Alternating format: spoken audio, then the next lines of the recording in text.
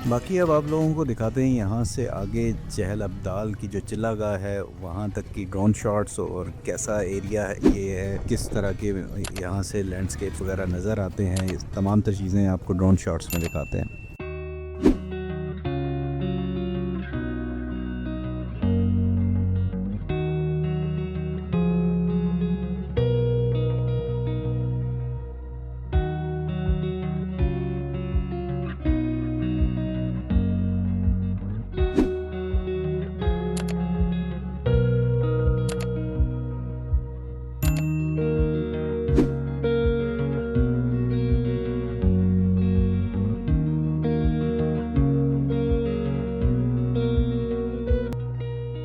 बाकी उम्मीद करता हूँ कि आज का ये व्लॉग भी जो टीआरसी ग्रुप के साथ और बहुत सारे तमाम बाइकर्स के साथ चहल अब्दाल और चकवाल को एक्सप्लोर करने का एक इवेंट ऑर्गेनाइज कराया गया था डॉक्टर मिन्हास की तरफ से, तो